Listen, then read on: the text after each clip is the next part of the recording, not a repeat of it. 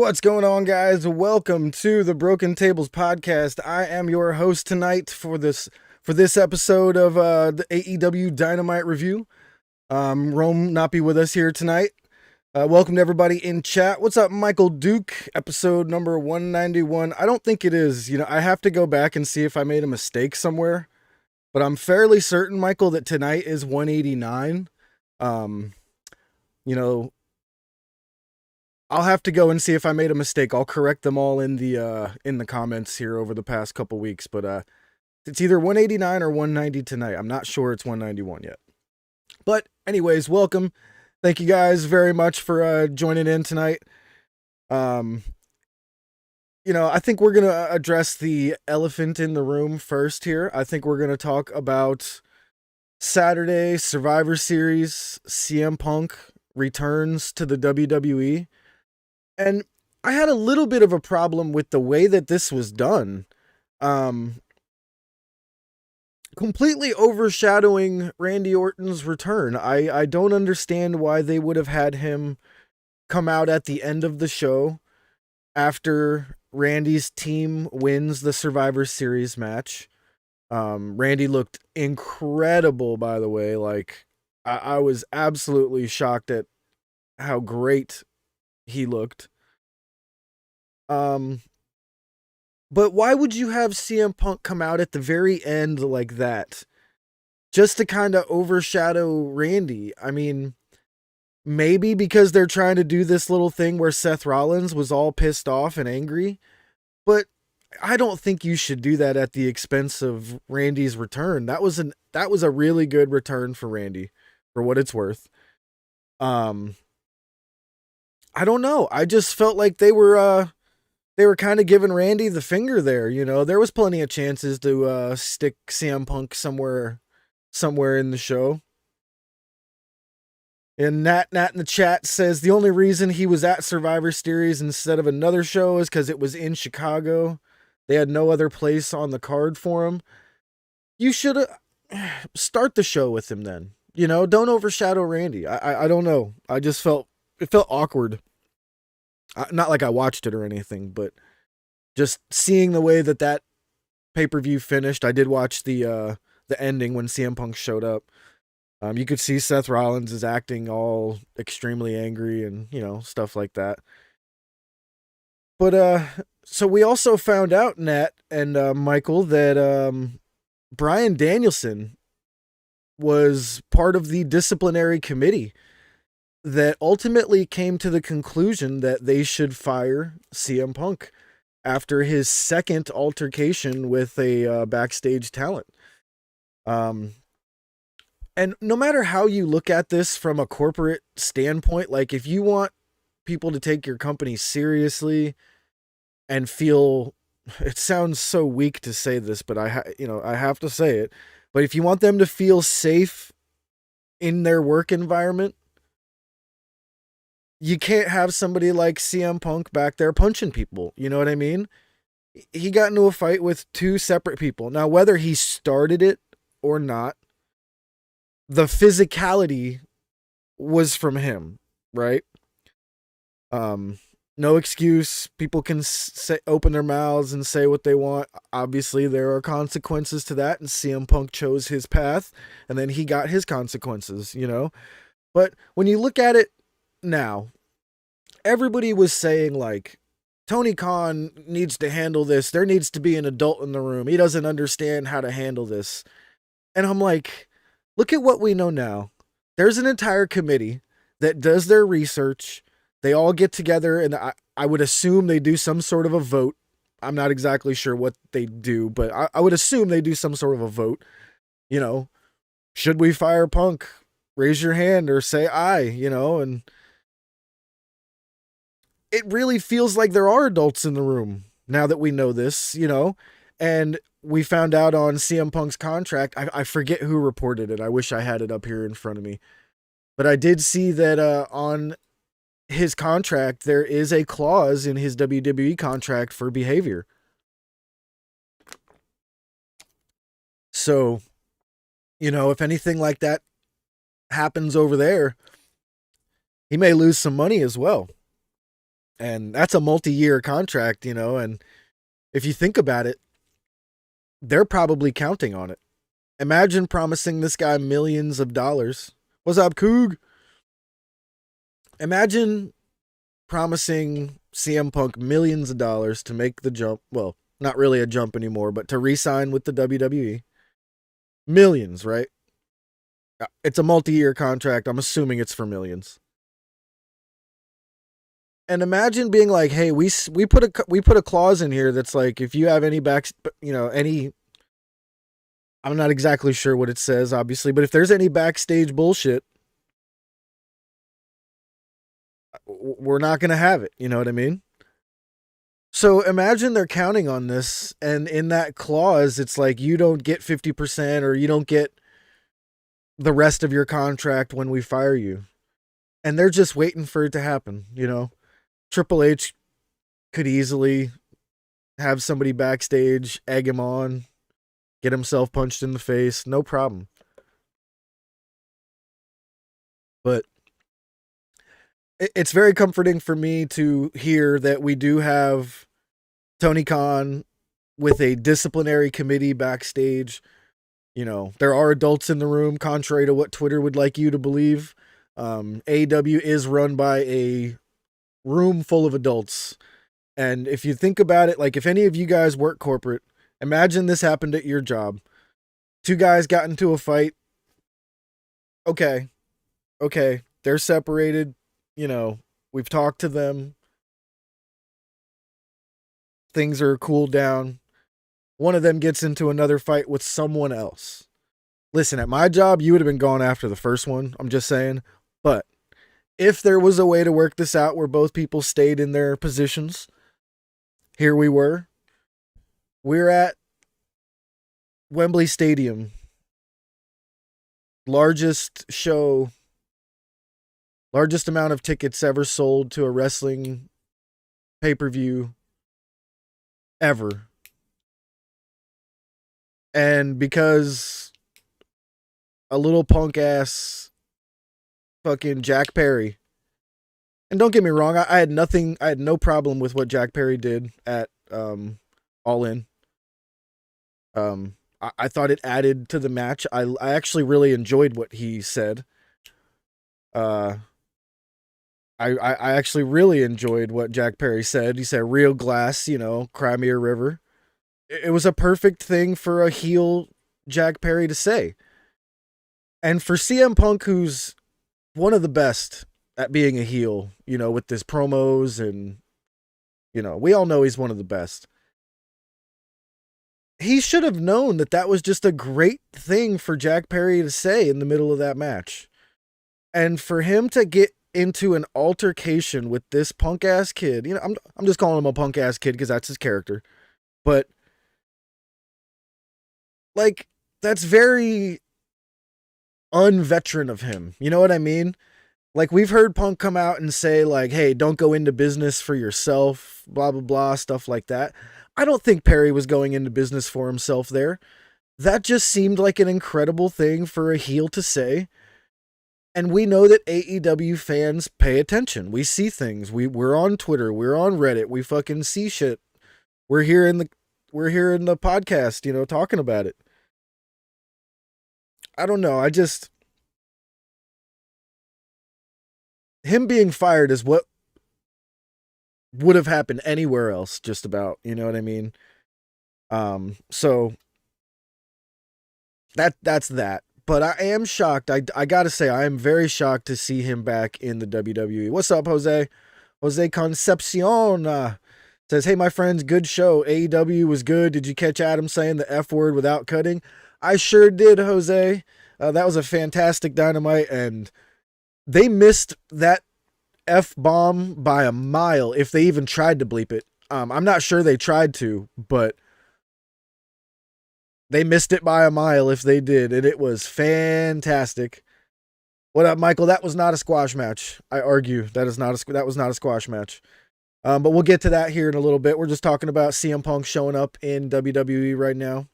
Bryan Danielson being, I want to say head of the committee, but for some reason I don't feel like that's correct, but it could be.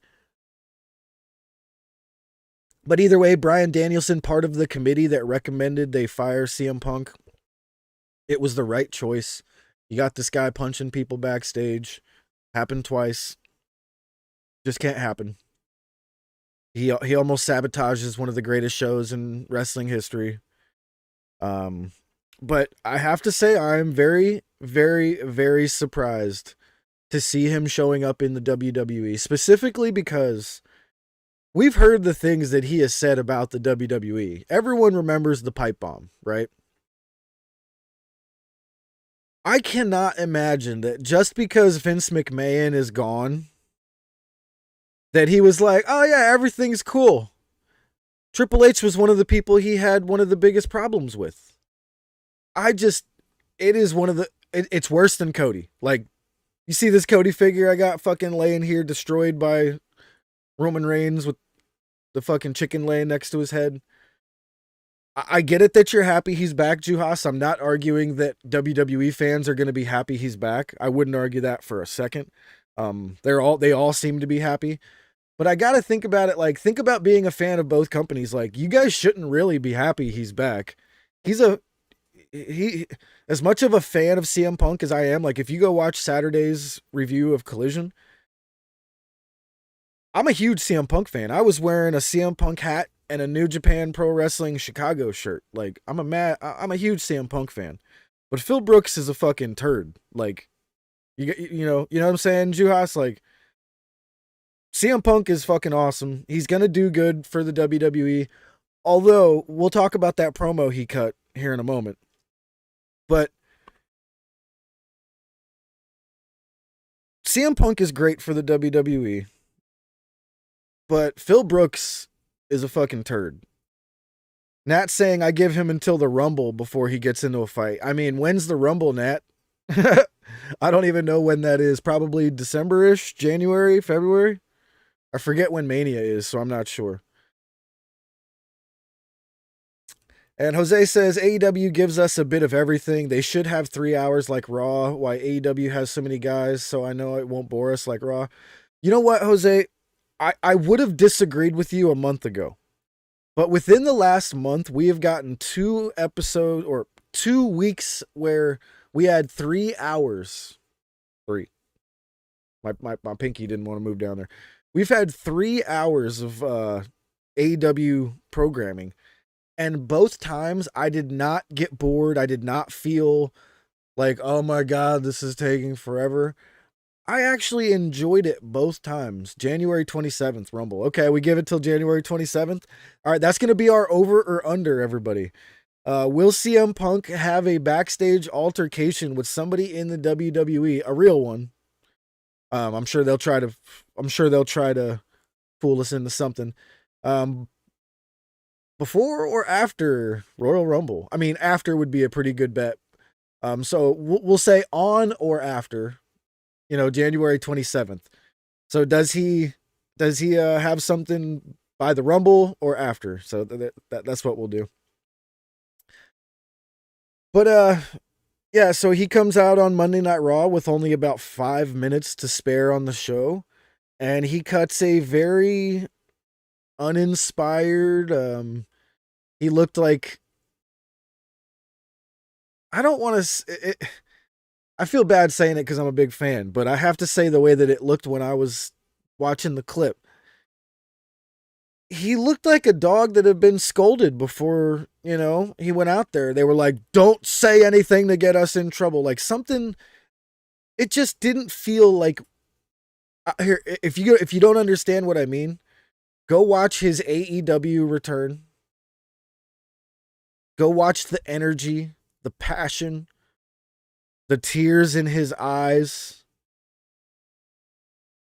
And then go watch his Monday night promo on the end of Raw. Now, granted, I know he may have only had 5 minutes. That's not my fault. Right? I'm calling it how it is. You know what I mean? It was very uninspiring. It wasn't CM Punk to me. It felt like someone wrote that for him. And I hate to say, like, if that's what he has coming, Sucks, but it is what it is. I'm sure I'm sure WWE fans will enjoy it. And I gotta say, I am contemplating, checking out the product again just because I'm a huge fan, man. It is what it is. I'm probably gonna be checking out at least the segments that he's on. Um, it sounds like they're gonna do something with him and Roman. I don't know. Probably gonna be Seth, actually. More than likely Seth. I don't know why I said Roman. I'm sorry, Seth. Looks like they're gonna do something with him and Seth. That would be crazy if they gave him that championship. Um, I could definitely see this being an opportunity for them to use that Money in the Bank championship or the Money in the Bank briefcase. I think I've already figured out what they're gonna do. So Punk's gonna beat Seth Rollins, but they're gonna have Damian Priest come out and take it from Punk. That way Punk doesn't get like a title reign, but he gets a championship back. Like he can say he was the WWE. What is that? The WWE. That is the World Heavyweight Champion. The men's World Heavyweight Champion. I have a feeling that's what they'll do. They'll have CM Punk beat Seth because Seth is all angry that he's returned. Seth's been talking shit for the whole 2 months. Jose, what is that? That's a crazy avatar you got there, Jose. Yeah, the Kook says, I feel for Rome. I really do. The equivalent for me would be El Santo doing this. I mean, yeah, gotta feel bad for Rome. Rome's a much bigger CM Punk fan than I am, even though I'm a pretty big CM Punk fan. Rome might even be taking a break from wrestling. I don't even know, man. He just said, hey, I'm not going to make this show or Collision, so he won't be here for Collision either. It's you and me, guys, you and me. And, he was devastated on Saturday. If you guys go back and watch that, I believe we were doing a Collision review, and towards the end of the review, you can see we're checking Twitter here and there, and we finally see that CM Punk has arrived at the end of Survivor Series. And you can just absolutely see, I was shocked. For me, my face looks more like shock because the things that CM Punk has said over the years, I just never imagined he was welcome back over there, even though it's like never say never, pretty much. I mean, now you can never say never over there. It's just hands down, never say never. But just never imagined it. I was more sure than I was with Cody. I was wrong with Cody too. So I don't think I'm ever gonna deny that shit again. You know what I mean? I'm 0 for 2 on thinking that no, that's not happening. So Jose says, glad Punk did not trash AEW or bad talk TK, so gotta respect him. Jose, I believe there is a legal contract between both of them that neither of them can say anything about the other. So, pretty sure that the terms of his termination were that they have both been signed to basically what you would call a NDA, a non-disclosure agreement. So, it is what it is. But you know what? I think that's enough. I think that's enough talk about CM Punk for now. I will more than likely be checking out SmackDown to see if he appears on SmackDown on Friday. I'm not going to be watching the entire show by any means. Nat, I might even be relying on you to throw it in the Discord if something happens with Punk. Just let me know. Nat says, how do you feel about QT finishing up his contract with AEW and likely going over to, I'm assuming you meant WWE. I actually think, Nat, that he either fits the Performance Center. I would not imagine they're going to put him on TV, but he is exactly what they're looking for in the Performance Center. QT Marshall is the textbook wrestler. When you want to know how to do old school professional wrestling moves that are entertaining, he's absolutely exactly what they are looking for to be a trainer. But I'm going to argue, Nat, that he might actually be taking advantage of his fame in AAA down in Mexico. Or was it AAA or was it CMLL? I feel like an idiot right now. Coog, please correct me if I'm wrong. But either way, he has made himself an absolute star. Being down in Mexico, I believe it was AAA. I'm almost positive at this point. Um, you know, maybe he's taking advantage of that and he's going to go do some more work down in Mexico because he was doing some really good work down there in AAA. But I would not be surprised for 1 second if he wound up being the trainer over in the Performance Center. He's a huge. I mean, him and Cody used to have the Nightmare Factory together. I don't know why they separated. It was kind of a weird separation there. I don't know if it was ever actually a full blown like real separation.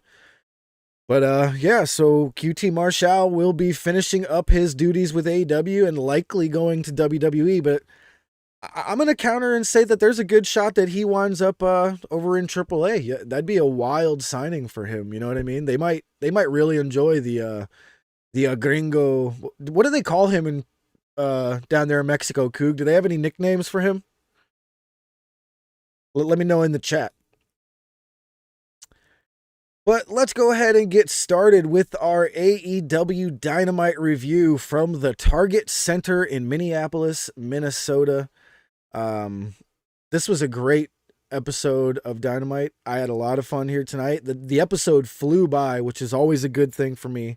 I hate when I get towards the end of the episode and I'm like yawning and I'm like, oh man, when's the end of this coming? Which rarely ever happens with an AEW Dynamite or Collision, to be honest. So, another excellent episode of Dynamite. And we started with the American Dragon, Bryan Danielson, coming out to commentary.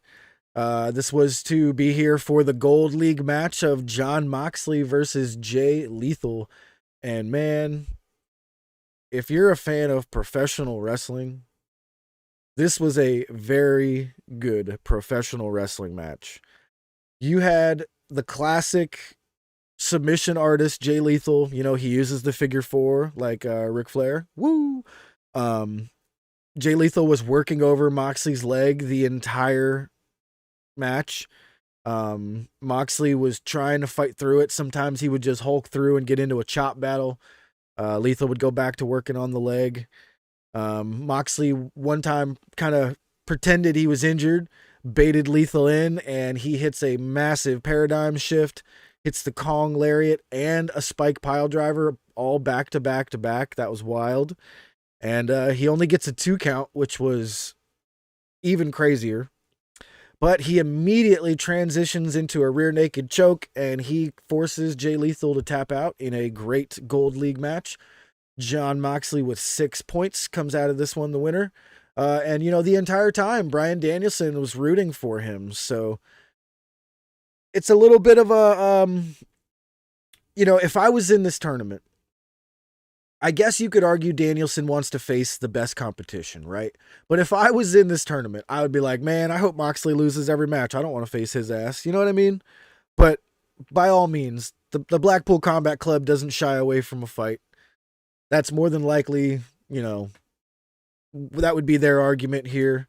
And Danielson wants to face Mox, man, and that'd be a freaking amazing, amazing finals.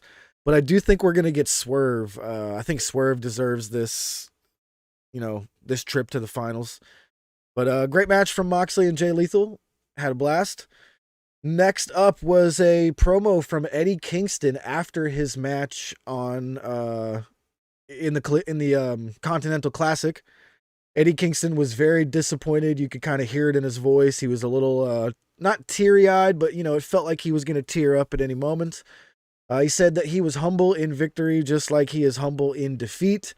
But then Danielson, being on commentary after this was over, just absolutely shit on Eddie's promo and was like, I'm not humble in victory or defeat. I'm going to beat your ass. Like, this was great. I thought this was amazing, the way Danielson countered Eddie's promo.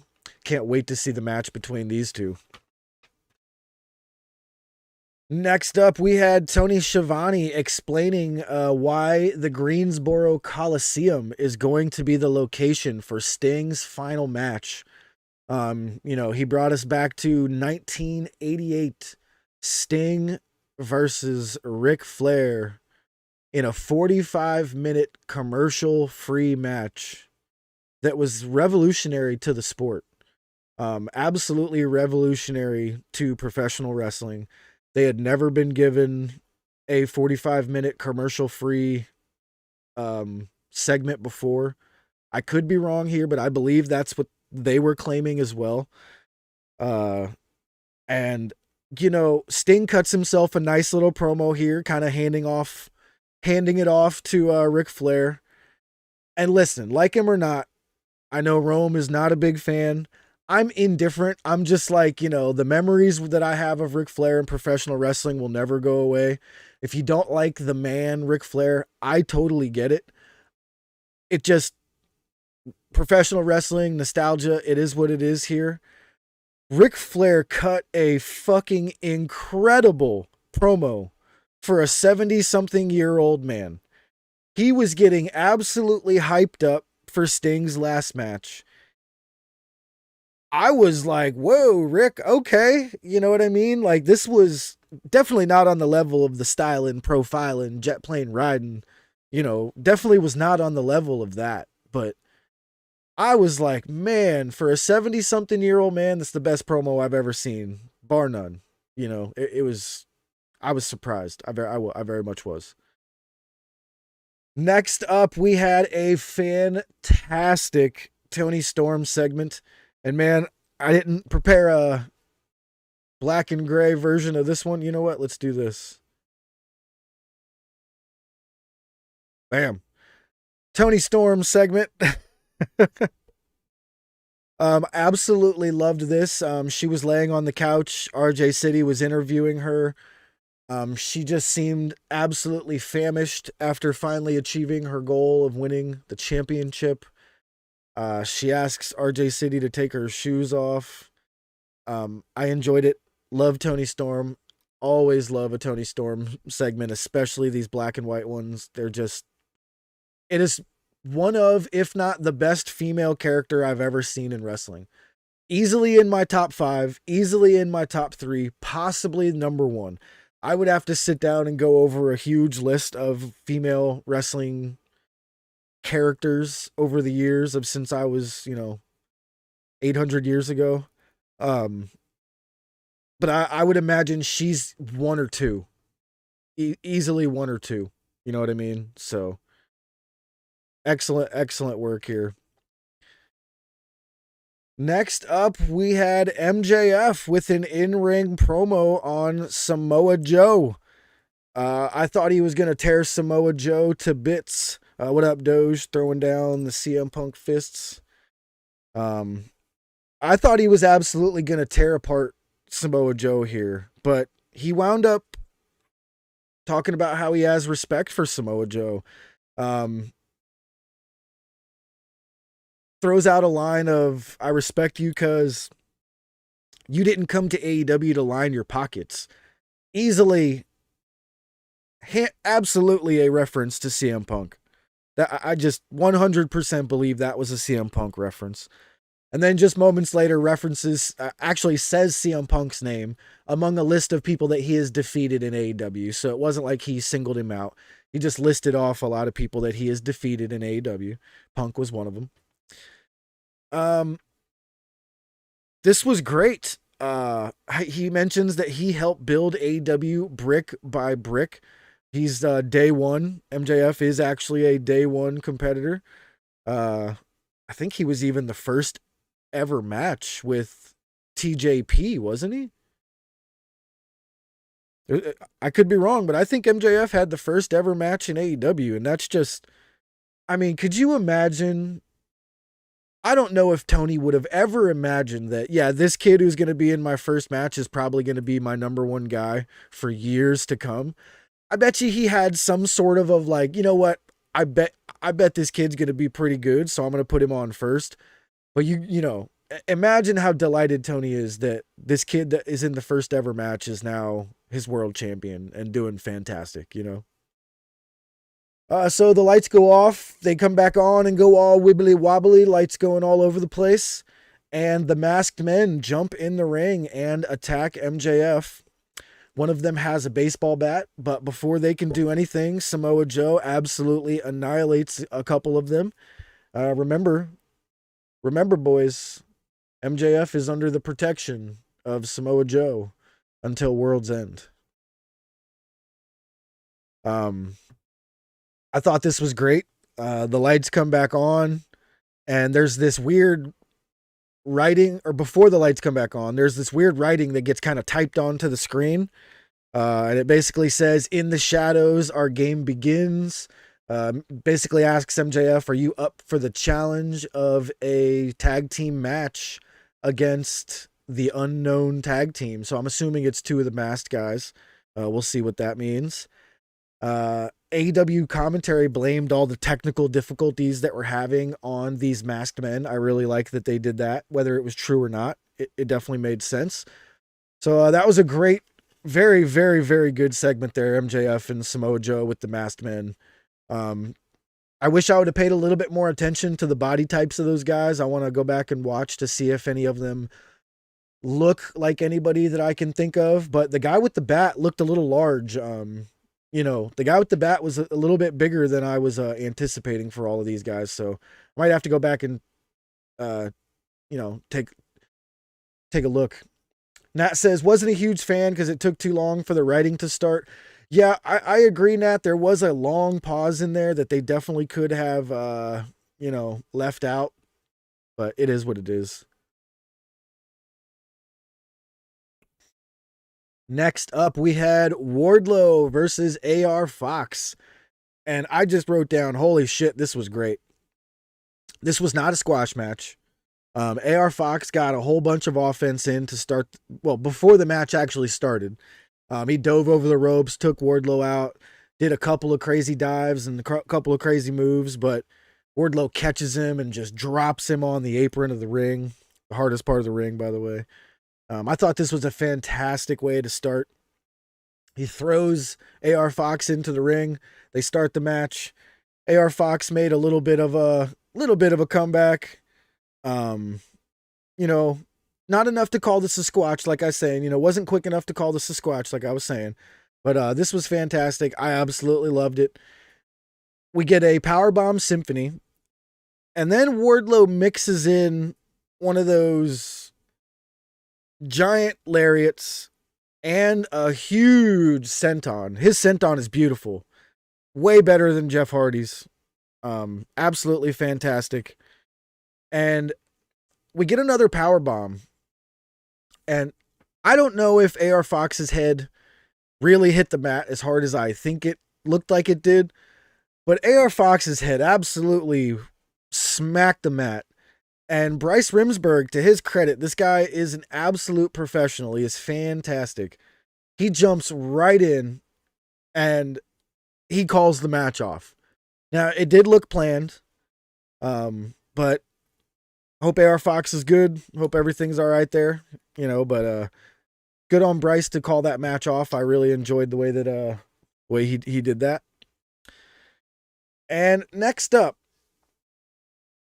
was my only thing that I had a problem with on the show tonight, actually. And it's not even a big deal.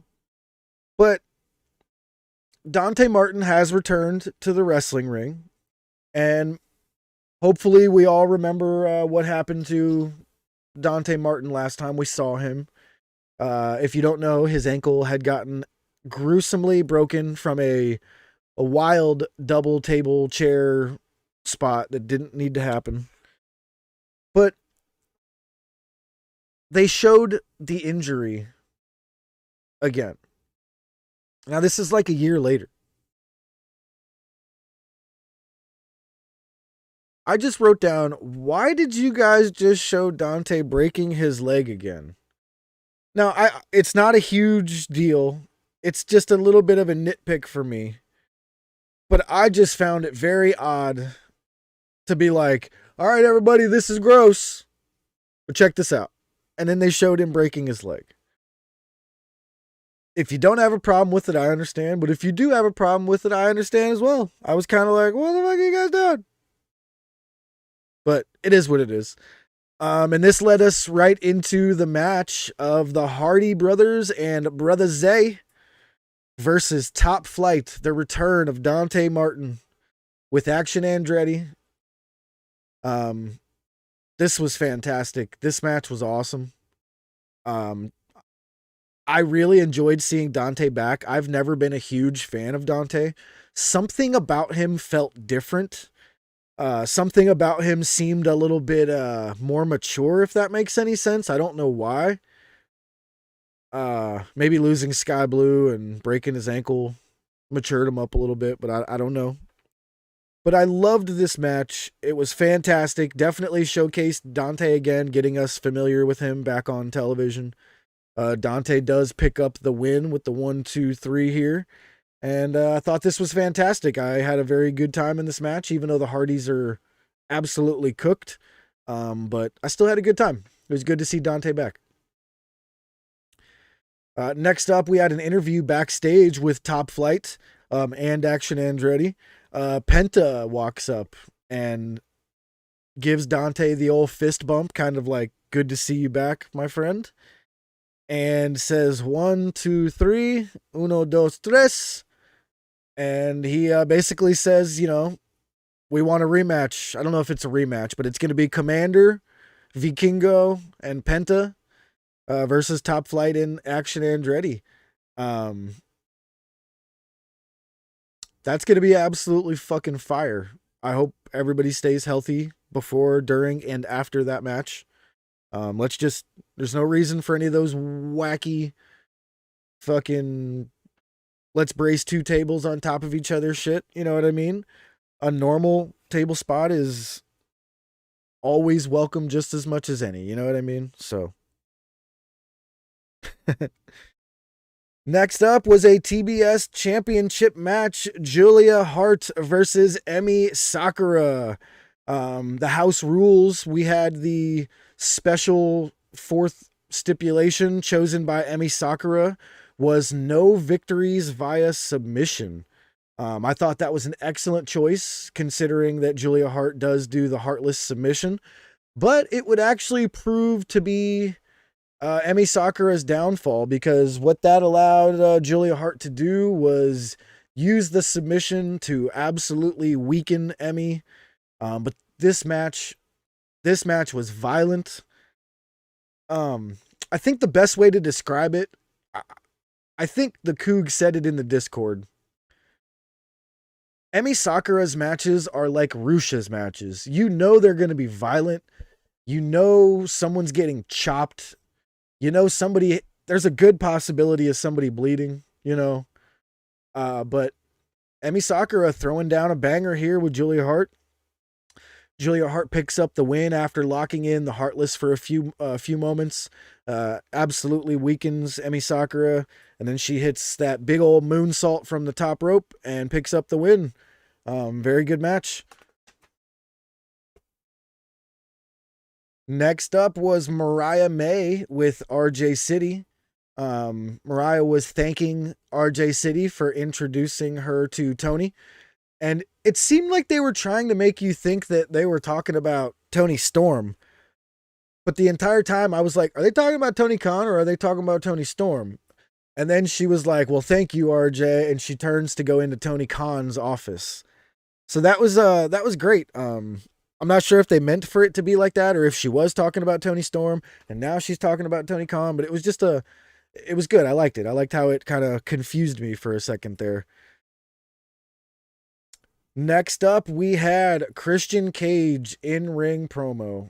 And my God, how many times can one guy, well, it's two guys now, but Christian Cage, the best work of his career, we've been saying it for a while. How many times in a row can somebody just absolutely knock it out of the park? Can any of us remember a single Christian Cage segment that wasn't fucking amazing over these past 3-4 years? I'm sure somebody can come up with one that was a slight miss. But guys, can we give Christian Cage his credit here of just being absolutely one of the best heels in the history of professional wrestling for years straight right now. It's just, it's a fantastic thing to be witnessing right now. Like we're witnessing history with Christian Cage. People are going to look back on this heel run of the patriarch, Christian Cage, the father, and they're going to be like, man, that's one of the best heel runs you'll ever see. You know, when kids are in class, wrestling school, trying to learn how to be a heel, they're going to be like, go watch some Christian Cage from AEW 2001 to 2003. Go watch the Patriarchy, where he took Nick Wayne under his wing. He took Killswitch, formerly known as Luchasaurus, under his wing, as his sons. The greatest father in wrestling today, Christian Cage, comes to the ring here tonight with lots of security protection. Tony Schiavone calls him a terrible human. I thought that was hilarious. I laughed my ass off. He calls out Adam Copeland, who doesn't show up for a while, leaving him to be a little bit confused in the ring. Makes him a little uncomfortable. But Adam Copeland finally shows up. He does come out. And he looks like he wants to murder Christian Cage. So Christian Cage says, listen, we don't need the security here tonight. I'm going to ask security to leave. And he apologizes to Adam Copeland in an obvious ploy to not get his ass kicked, right? He doesn't want to lose his title. He knows he's going to lose to Adam Copeland, formerly known as Edge. So he tries to completely flip everything around. He apologizes. The crowd chants, bullshit, bullshit. He even goes as far as claiming that they are the greatest tag team of all time. He talks about being a father and how Adam Copeland grew up without a father. He's never even seen a picture of his father. And he says, listen, I'm not trying to say I'm your father. He's like, but I am your brother and we're family. And he's like, let's do this for your mom. One of her final wishes was to see us in a ring together again. Let's do this for Judy, the Judemeister. I was just like, my God, dude, he's going to kill you. So Adam Copeland turns around. He's kind of rubbing his hand on his head, doesn't know what to do. Christian Cage attempts to use the TNT Championship belt to catch him from behind. Adam Copeland knew it was coming, turns around and boots him right in his balls. Low blows the shit out of him. And tells him, you dumbass. He's like, you really thought that was going to work? He says, next week, this championship comes home with me. And he says, oh yeah, by the way, go fuck yourself. And they did not bleep this at all. I was blown away. I don't know if they missed hitting the bleep button. I don't know if Tony Khan was like, listen, we're going to do it. Find me if you want. See if we can get one. Well, they dropped a massive F-bomb. Just flat out live television. Go fuck yourself from Adam Copeland right back to Christian Cage. As he was on the ground holding his family jewels and his title belt. Yeah, I want to say hats off to TBS for not censoring it, but I don't know if they tried. I really don't know if they tried. If they didn't try and they wanted to let it through, kudos to them, because it made everything so much more. I loved it. Absolutely loved it. Another just absolute home run segment from Christian Cage. Adam Copeland. I love everything he's done since he's gotten here. It's been great. Love it.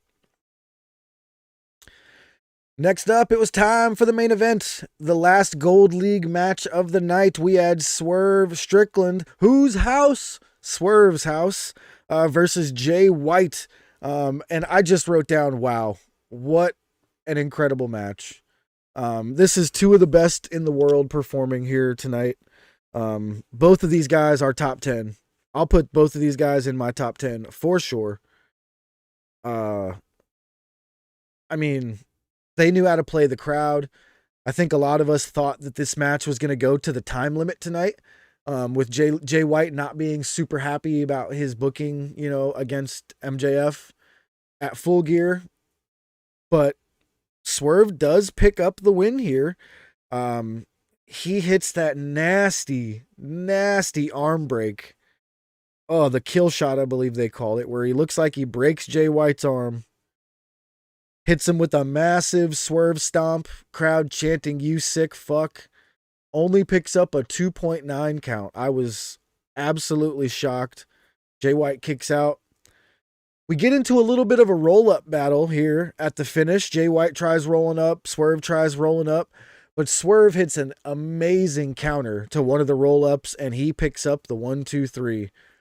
And Jay White has lost his second match against Swerve Strickland here in the Gold League of the Continental Championship.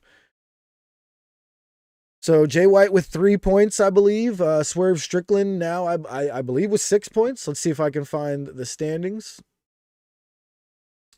Probably not. Everybody's going to, of course, just be spamming regular stuff. But we'll probably show you guys the standings in the Discord. If you guys go ahead and join the Discord, the link is right there in chat. I thought this was an excellent episode of Dynamite tonight. There was that little bit of, it took a little too long for them to get that writing up on the screen. I don't know what happened.